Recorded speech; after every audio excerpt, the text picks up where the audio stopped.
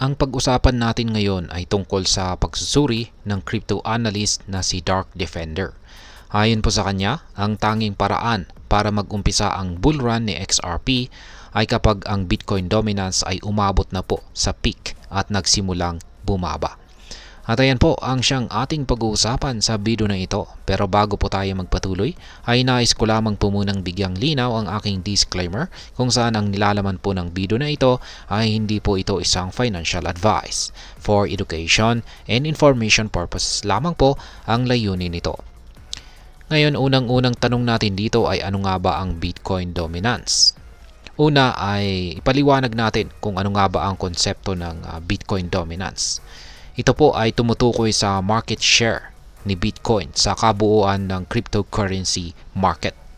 Sa madaling salita, kung gaano kalaki ang porsyento ng total crypto market cap na nasasakop ni Bitcoin.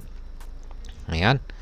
Ngayon ay ang sunod pong katanungan natin dito ay ano naman ang XRP. Itong si XRP naman ay isa na rin po siyang cryptocurrency na ginawa ng Ripple Labs. Isa po ito sa mga pinaka-popular na altcoins na ginagamit sa mga financial transactions dahil sa mabilis nitong processing time at mababang transaction fees. Ngayon ay paano po nagsimula ang correlation na ito? Ayon po kay Dark Defender, ayan, sa kasaysayan po ng cryptocurrency market ay napansin niya na ang XRP bull run ay nangyayari lamang daw kapag ang Bitcoin dominance ay umabot sa pinakamataas na punto or peak at pagkatapos ay nagsisimulang bumaba. Napansin niya ito sa dalawang significant na XRP bull runs noong mga taong 2021 at 2017 at 2021. Kaya yan, malinaw po natin na nakikita dito sa kanyang ibinahagi na chart dito. Ngayon ay ano nga ba talaga ang nangyari noong taong 2017? Balikan natin ang nangyari sa taong ito. Noong February 2017 ay umabot po ang Bitcoin dominance sa 96.25%. Napakataas po nito at nagpahirap sa iba pang mga altcoins gaya ni XRP.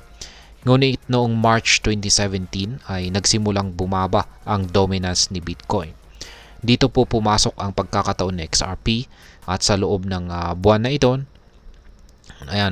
sa loob ng buwan na iyon ay tumaas ito ng 284%.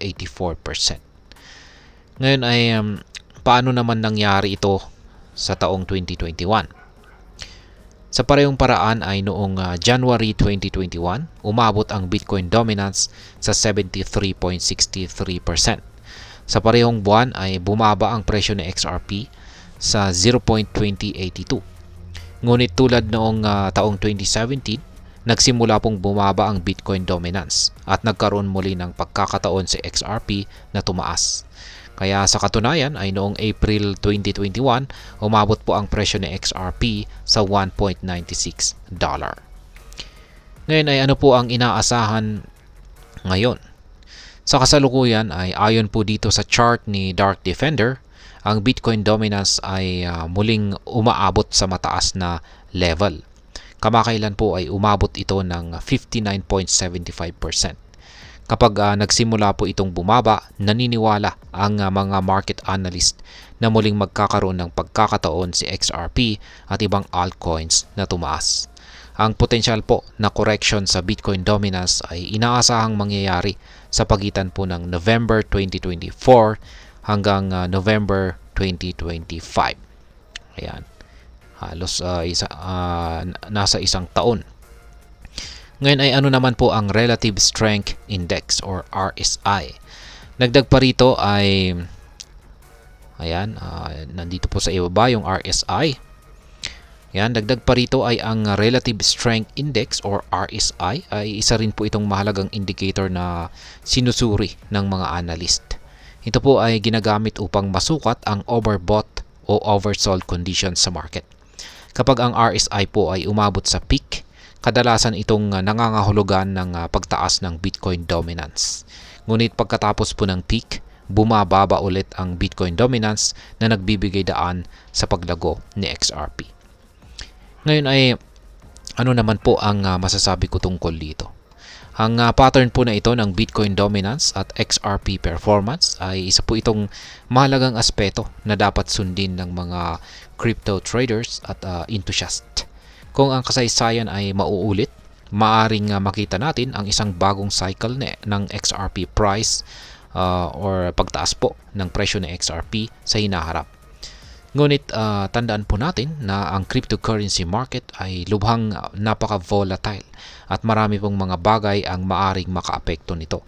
Kaya mahalaga pa rin mag-research at mag-ingat sa bawat investment decisions natin. At ayan, hanggang dito na lamang po tayo sa video na ito mga ka-crypto. Sana po ay inyong nagustuhan ang aking paliwanag sa video na ito. Kung inyo po itong nagustuhan, pakiclick lamang po ang like button nito. Para naman po sa mga bago lamang dito, kayo po ay aking inaanyayahan para mag-subscribe. Pakiclick na rin po ang bell icon nito dahil ito po ang siya magsisilbing notification nito sa mga bago kong videos na akin pong ina-upload sa aking YouTube channel na ito. Marami pong salamat sa panonood. Ingat po tayo lagi at God bless po sa ating lahat.